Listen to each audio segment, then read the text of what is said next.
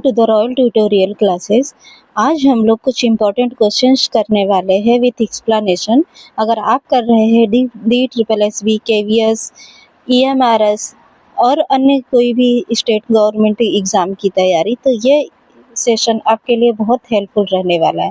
ठीक है, तो हम लोग सोशल साइंस के कुछ प्रैक्टिस क्वेश्चन करने वाले हैं। फर्स्ट क्वेश्चन है, between 1820-1913 which countries imported grains to Europe leading to the fall of agricultural price। 1820 से 1913 के बीच किन देशों ने यूरोप से अनाज का आयात किया जिससे कृषि कीमतों में गिरावट आई? Option number A, China and Mexico. Option number B, United States and Canada. Option number C, Aden and China. Option number D, Canada and Mexico.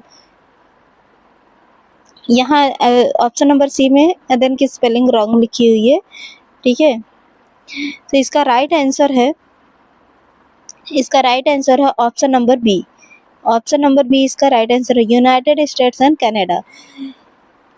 1820 से 1913 के बीच में संयुक्त राज्य अमेरिका और कनाडा ने यूरोप से अनाज का आयात किया जिससे कृषि कीमतों में भारी गिरावट आई। दरअसल 19वीं शताब्दी में ब्रिटेन में कृषि कीमतों में भारी गिरावट आई थी, जिसके कारण अमेरिकी राज्यों ने यूरोप से अनाज का आयात करना शुरू कर दिया था। क्वेश्चन नंबर 2 है, In 1787, Louis XVI exiled its noble members to the town dash। 1787 में लुईस 16वें ने अपने कुलीन सदस्यों को किस शहर में निर्वासित कर दिया था? ऑप्शन नंबर ए है बास्टिल। ऑप्शन नंबर बी है ट्रॉयस। ऑप्शन नंबर सी है वर्साइल्स। ऑप्शन नंबर डी है ग्रेनोबल। इसका राइट आंसर है ऑप्शन नंबर बी, ट्रॉयस इसका राइट आंसर है। 1787 में फ्रांसीसी सम्राट लुईस 16 ने अपने कुलीन सदस्यों को ट्रॉयस शहर में निर्वासित किया था। और ये भी याद में रखना है कि 5 मई 1789 को स्टेट जनरल की बैठक वर्साई के भवन में आयोजित की गई थी और 20 जून 1789 को टेनिस कोर्ट की शपथ ली गई थी। क्वेश्चन नंबर 3 है, The Act gave the British government power to imprison any person without trial। किसी अधिनियम ने ब्रिटिश सरकार को बिना किसी मुकदमे के किसी भी व्यक्ति को कैद करने की शक्ति दी? ऑप्शन नंबर ए है रॉलेट। ऑप्शन नंबर ए है रॉलेट। ऑप्शन नंबर बी है पिट्स इंडिया। ऑप्शन नंबर सी है Morley Minto. Option number D है बंगाल रिवॉल्यूशन। इसका राइट आंसर है ऑप्शन नंबर ए, इसका राइट आंसर है रॉलेट। ब्रिटिश सरकार द्वारा 1919 ईस्वी में सर सिडनी रॉलेट के नेतृत्व में सर सिडनी के नेतृत्व में रॉलेट एक्ट का गठन किया गया था। कब किया गया था? 1919 में। इस विधेयक के तहत प्रांतीय सरकार को बिना वारंट के तलाशी, गिरफ्तारी करने तथा बंदी प्रत्यक्षीकरण के आधार को रद्द करने आदि की असाधारण शक्तियां दे दी गई। भारतवासियों ने इस विधेयक को काला कानून कहकर इसका तीव्र विरोध किया। भारतवासियों ने इसको क्या कहा? रॉलेट एक्ट को काला कानून कहकर, और इसका जो है उन्होंने विरोध किया। ठीक है, क्वेश्चन नंबर 4 है, Who based his ideas on how to change the world on the scientific analysis of society through history। इतिहास के माध्यम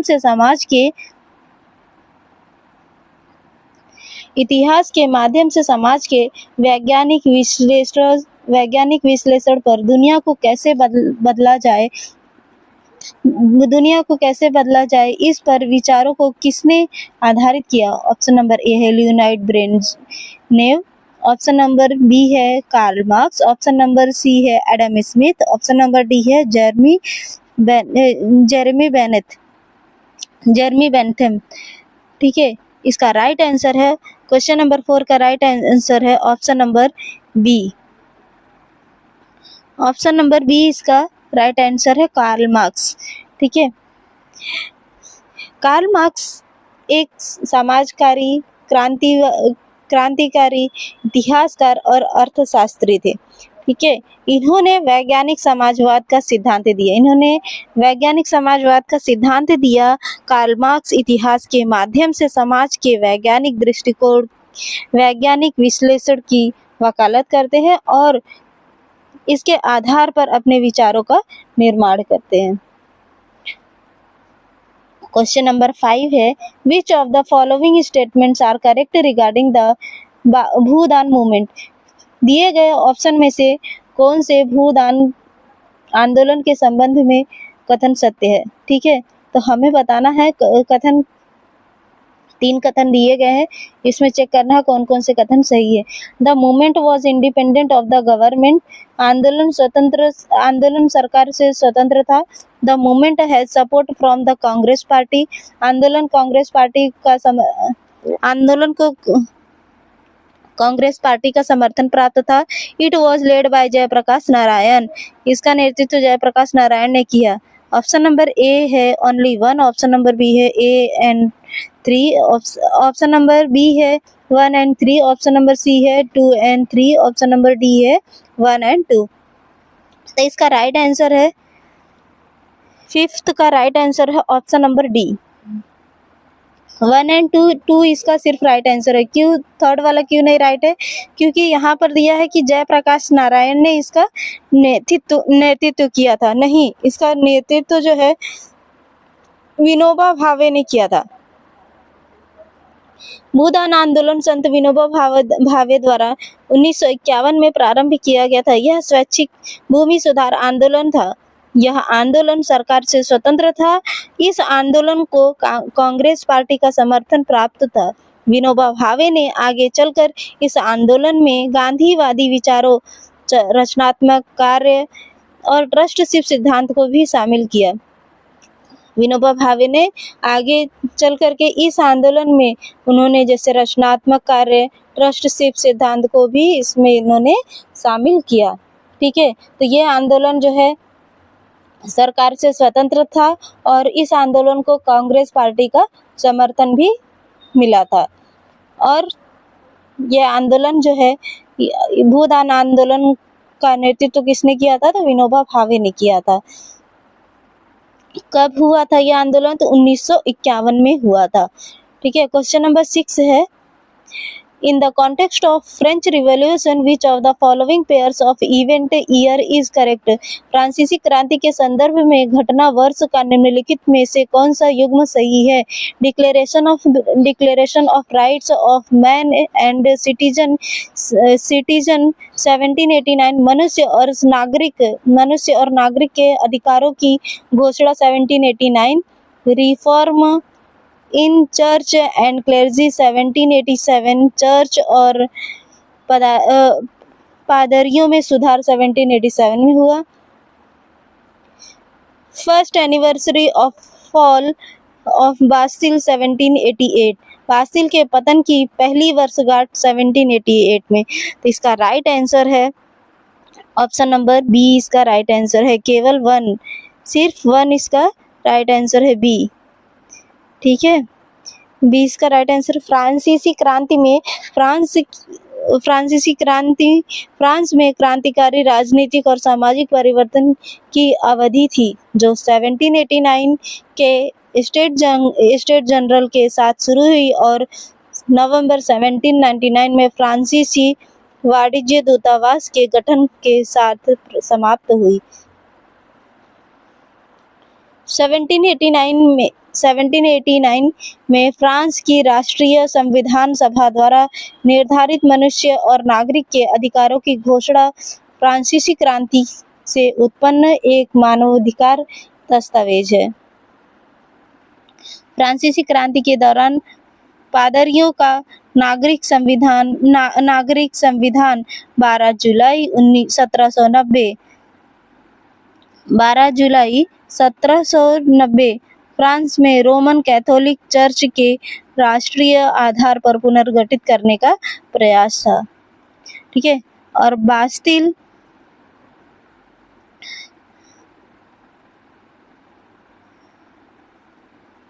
हाँ बास्तिल जो है, बास्तिल के पतन की वर्षगांठ 14 जुलाई 1790। तो यहाँ पर देखिए 1788 दिया गया है, तो क्या है 1790। बास्तिल के पतन की पहली वर्षगांठ 14 जुलाई 1790 को मनाई गई थी। 1789 में मनुष्य और नागरिकों के अधिकारों की घोषणा की गई। बास्तिल का पतन 1789 में हुआ था। तो यहाँ अच्छा हाँ, यहाँ पतन पूछा गया ना, फॉल मीन्स बास्तिल के पतन की पहली वर्षगांठ। तो बास्तिल के पतन की पहली वर्षगांठ जो है 14 जुलाई 1790 को मनाई गई थी। ठीक है, ना कि 1788 में। तो इस वजह से थर्ड वाला ऑप्शन रॉन्ग है। क्वेश्चन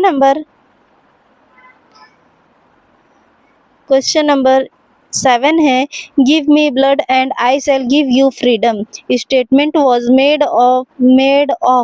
तुम मुझे खून दो, मैं तुम्हें आज़ादी दूंगा का नारा दिया था भगत सिंह, सुभाष चंद्र बोस, मोतीलाल नेहरू, लाला लाजपत राय। किसने दिया था? तो इसका राइट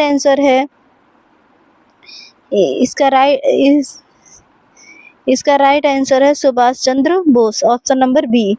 ठीक है, सुभाष चंद्र बोस जो है अपनी सेना आज़ाद हिंद फौज के लिए प्रसिद्ध नारा दिया था, तुम मुझे खून दो, मैं तुम्हें आज़ादी दूंगा। आज़ाद हिंद फौज के लिए इन्होंने अपना ये नारा दिया था। कौन सा नारा? तुम मुझे खून दो, मैं तुम्हें आज़ादी दूंगा, यही नारा उन्होंने दिया था। इन्होंने जय हिंद का भी नारा दिया था। किसका? और कौन सा नारा दिया था? जय हिंद का नारा दिया था। और इनकी जो पुस्तक थी उस पुस्तक का नाम था द इंडियन स्ट्रगल 1942। ठीक है, 1942 में ही लिखा था।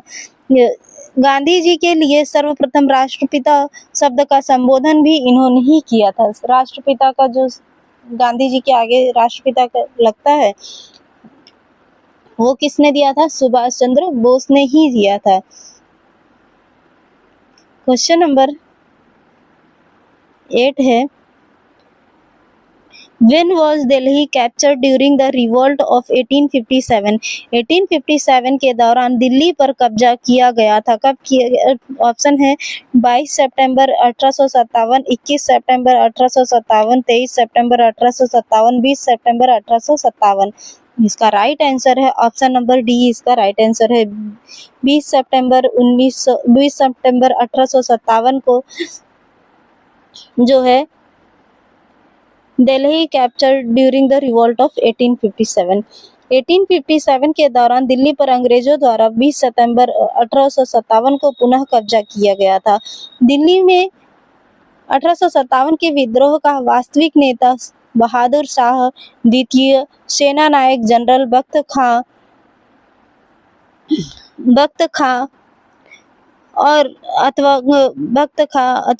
अथवा बहादुर खां थे। दिल्ली पर कब्जा करने के दौरान ही अंग्रेज कमांडर जॉन निकलसन की मृत्यु हो जाती है। ठीक है, क्वेश्चन नंबर 9 है, the salt Satyagraha of 1930 was part of which movement? 1930 का नमक सत्याग्रह किस आंदोलन का अंग था? ऑप्शन नंबर ए है Kheda Satyagraha, option number B है quit India movement, option number C है civil disobedience movement, option number D है नॉन कॉपरेशन मूवमेंट।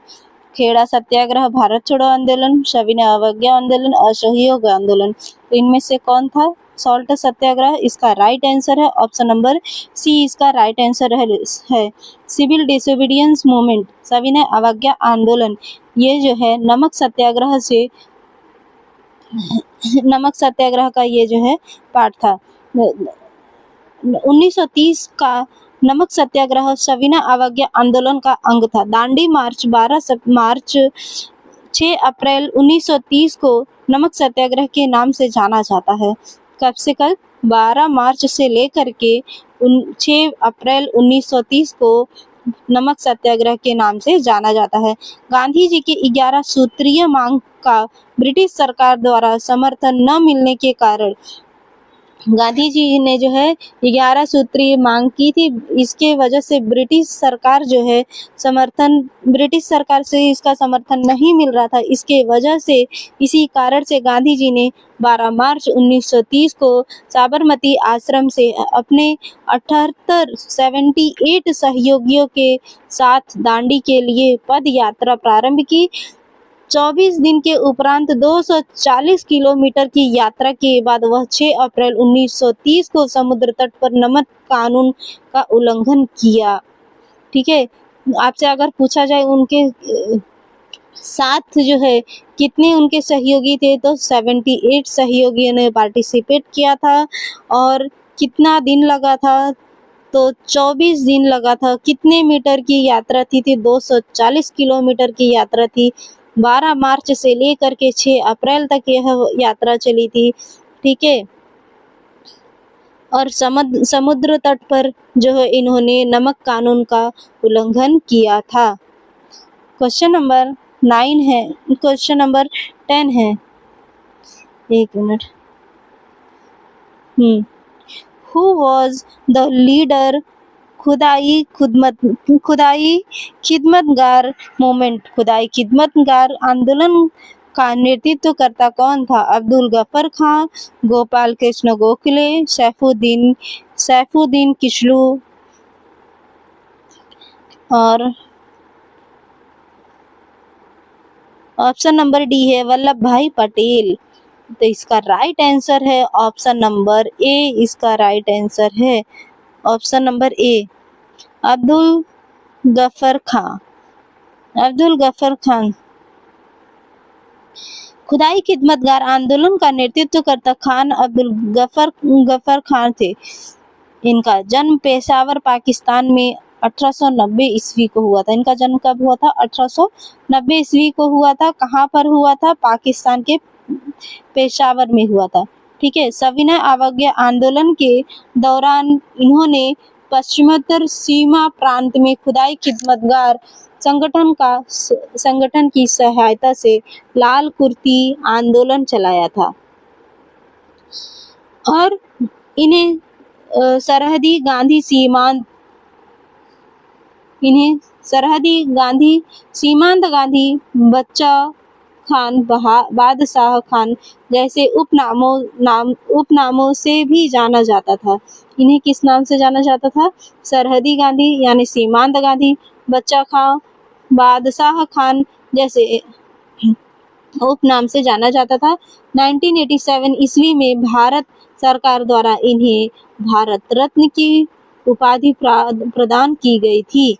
यह सम्मान प्राप्त करने वाले प्रथम विदेशी नागरिक थे। इनकी मृत्यु 1988 ईस्वी में हुई। ये पहले ऐसे विदेशी व्यक्ति थे जिन्हें भारत रत्न सरकार द्वारा दी गई थी। ठीक है, क्वेश्चन नंबर 11 है। Question number 11, The 1945 Plan for Economic Development for India is also known as। Bharat के लिए 1945 की आर्थिक विकास योजना को किस नाम से भी जाना जाता है? Bombay plan, Lucknow plan, Delhi plan, Calcutta plan. तो इसका राइट आंसर है क्वेश्चन नंबर 11 का राइट आंसर है ऑप्शन नंबर ए। इसका राइट आंसर है Bombay plan. Bombay plan is the right answer. ठीक है, 1945 की आर्थिक विकास योजना को बॉम्बे प्लान के नाम से भी जाना जाता है। यह योजना 1944-1945 में 8 प्रमुख भारतीय उद्योगपतियों द्वारा प्रकाशित की गई थी। शुरुआत में इसे केवल निजी प्रसार के लिए जारी किया गया। शुरुआत में इसे जो है केवल निजी प्रसार के लिए जारी किया गया था। क्वेश्चन नंबर 12 है। Who among the following did not participate in the first round table conference? प्रथम गोलमेज सम्मेलन में किसने भाग नहीं लिया था? Delegates from the princely states, देशी रियासतों के प्रतिनिधि, इंडियन नेशनल कांग्रेस, भारतीय राष्ट्रीय कांग्रेस। ऑप्शन नंबर ए है ओनली 2, ऑप्शन नंबर बी है नाइदर वन और नाइदर वन नॉर 2, न तो एक न तो दो। ऑप्शन नंबर सी है ओनली 1, ऑप्शन नंबर डी है बोथ 1 and 2। इसका राइट आंसर है क्वेश्चन नंबर 12 का राइट आंसर है option number A, option number A only 2, only 2। Second जो है इंडियन नेशनल कांग्रेस पार्टी ने जो है प्रथम गोलमेज सम्मेलन में भाग नहीं लिया था। प्रथम गोलमेज सम्मेलन में भाग नहीं लिया था। प्रथम गोलमेज सम्मेलन 1930 जनवरी 1931 में भारतीय राष्ट्रीय कांग्रेस ने भाग नहीं लिया था। इस सम्मेलन में मुस्लिम लीग, हिंदू महासभा, उदारवादियों, दलित वर्ग तथा देशी रियासतों के प्रतिनिधियों ने भाग लिया था। भारतीय राष्ट्रीय कांग्रेस ने इस सम्मेलन का बहिष्कार किया था। तो इसमें जो है इंडियन नेशनल कांग्रेस पार्टी ने सहभाग नहीं लिया था। क्वेश्चन नंबर 13 है in the context of states of the Russian revolution which of the following statement is correct? रूसी क्रांति के चरणों के संदर्भ में निम्नलिखित में से कौन सा कथन सही है? By the early 20th century, middle class intellectuals started participating. 20वीं सदी के शुरुआत तक मध्यम वर्ग के बुद्धिजीवियों ने भाग लेना शुरू कर दिया था। In the 19th century, it only included the members of workers and peasants. 19वीं सदी में इसमें केवल मजदूरों और किसानों के सदस्य ही शामिल थे। Option number A only 1, option number B neither 1 nor 2, option number C both 1 and 2, option number D only 2। तो इसका राइट आंसर है क्वेश्चन नंबर 13 का राइट आंसर है option number C is the right answer, both 1 and 2। Option number C is the right answer, both 1 and 2। ठीक है,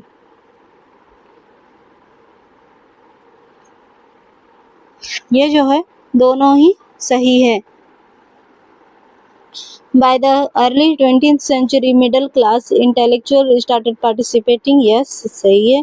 In the 19th century, it only included the members of workers and peasants. ये भी सही है।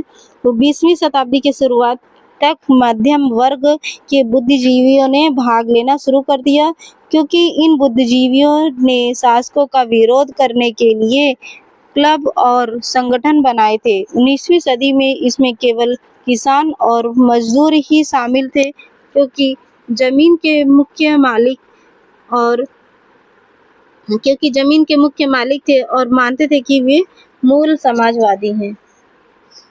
ठीक है, question number 14 है Which society destroys private ownership of means of production and its place creates public ownership of production? कौन सा समाज उत्पादन के साधनों के निजी स्वामित्व को नष्ट करता है और उसके स्थान पर उत्पादन के साधनों का सार्वजनिक स्वामित्व बनाता है?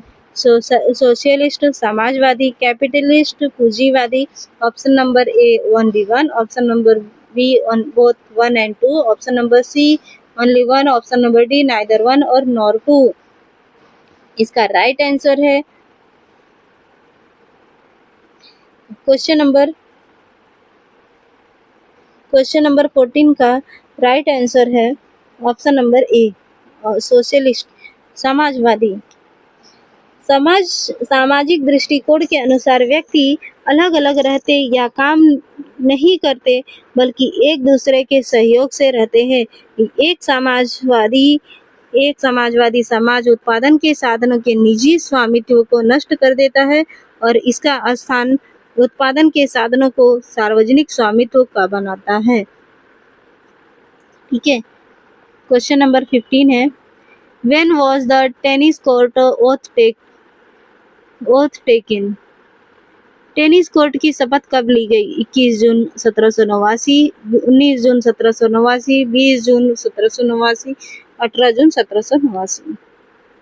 ठीक है।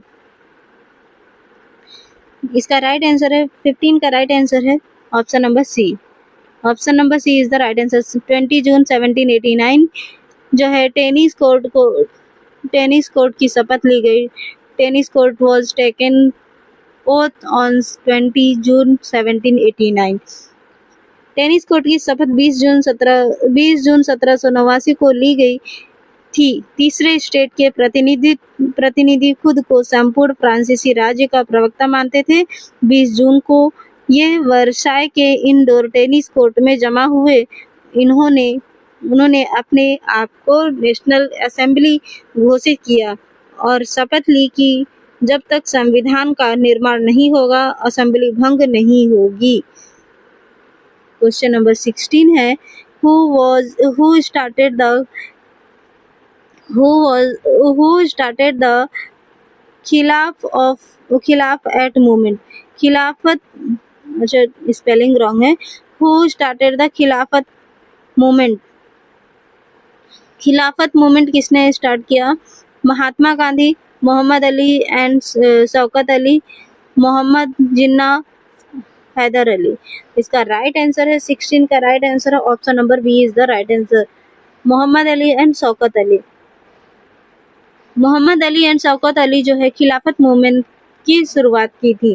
ठीक है। खिलाफत आंदोलन की शुरुआत भारत में दो भाइयों मोहम्मद अली और शौकत अली के नेतृत्व में खान अब्दुल गफर खान ने किया था। ये दो भाई हैं मोहम्मद अली, शौकत अली। इनके नेतृत्व में खान अब्दुल गफर खान ने किया। खिलाफत आंदोलन तुर्की के सुल्तान को समर्थन देने के लिए किया गया था। गांधी जी ने भी खिलाफत आंदोलन को सहयोग प्रदान किया तथा असहयोग आंदोलन एवं खिलाफत आंदोलन को जोड़ने का कार्य किया था। क्वेश्चन नंबर 17 है, when was the kingdom of Awadh annexed by the British? Awadh राज्य को अंग्रेजों ने कब समाप्त किया? Option number A 1855, option number B 1854, option number C 1856, option number D 1857। इसका राइट आंसर है option number C is the right answer. 1856 is the right answer. सहायक संधि के तहत 1856 में अंग्रेजों ने अवध राज्य को समामेलन किया था। ठीक है। सहायक संधि का जन्मदाता फ्रांसीसी अधिकारी डुप्ले थे।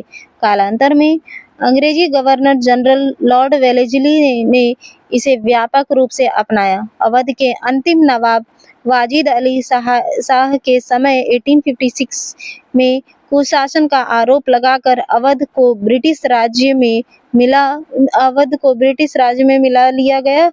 इसके अतिरिक्त मैसूर 1799, तंजौर 1799, पेशवा 1801, भोसले 1803, सिंधिया 1804 के साथ सहायक संधि की गई थी। ठीक है। क्वेश्चन नंबर 18 है, leadership to the Russian revolution was provided by which party? रूसी क्रांति का नेतृत्व किस पार्टी द्वारा प्रदान किया गया था? ऑप्शन नंबर 1 है Russian social democratic labour party, रूसी सोशल डेमोक्रेटिक लेबर पार्टी, और सेकंड है communist party communist party of Russian federation, रूस की communist party. Option number A है ओनली 2, ऑप्शन नंबर बी है ओनली 1, ऑप्शन नंबर सी है both 1 and 2, option number D है neither 1 और 2। ठीक,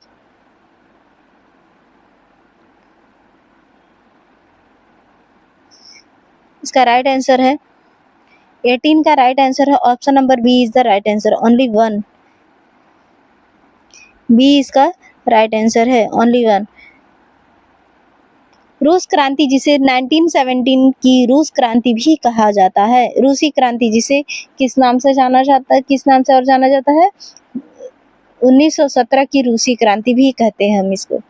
ठीक है, 1917 में 2 क्रांतियां हुई थी। कितनी क्रांतियां थी? 2 हुई थी, जिसमें पहली क्रांति ने फरवरी में शाही सरकार को उखाड़ फेंका। किसे उखाड़ फेंका? शाही सरकार को उखाड़ फेंका। दूसरी 1917 की अक्टूबर क्रांति के जरिए रूस की सत्ता पर समाजवादियों ने कब्जा कर लिया और इस तरह रूसी सोशल डेमोक्रेटिक वर्कर्स पार्टी ने रूसी क्रांति के लिए नेतृत्व प्रदान किया था। क्वेश्चन नंबर 19 है, question number 19, who was chosen president of the third state in 1789? 1789 में थर्ड स्टेट का अध्यक्ष किसे चुना गया था? ऑप्शन नंबर ए है जैक्यूस, ऑप्शन नंबर ए है Jacques Necker, option number B है Jean Sylvain Bailly, option number C है Marquis de Lafayette, option number D है एफसीएच। इसका राइट आंसर है 19 का राइट आंसर है option number B Jean Sylvain is the right answer, option number B Jean Sylvain Bailly को मई 1789 को third state का अध्यक्ष चुना गया था, जिसे 20 जून को टेनिस कोर्ट में प्रसिद्ध कार्यवाही का नेतृत्व किया, जिसमें थर्ड स्टेट के प्रतिनिधियों ने फ्रांस के लिए एक लिखित संविधान स्थापित होने तक अलग नहीं होने की शपथ ली। थर्ड स्टेट फ्रांसीसी इतिहास में अभिजात वर्ग और पादरियों के साथ 3 आदेशों में से एक था, जिसमें सदस्यों को पूर्व क्रांतिकारी स्टेट जनरल में विभाजित किया गया था। यह लोगों में विशाल बहुमत का प्रतिनिधित्व करता था और जून 1789 में इसके प्रतिनिधियों ने खुद को एक नेशनल असेंबली में बदल दिया, जिसमें फ्रांसीसी क्रांति की शुरुआत हुई। क्वेश्चन नंबर 20 है,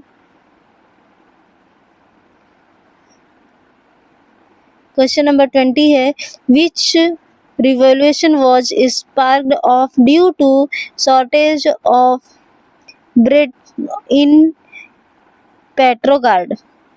पेट्रोगार्ड में ब्रेड की कमी के कारण कौन सी क्रांति छिड़ गई थी?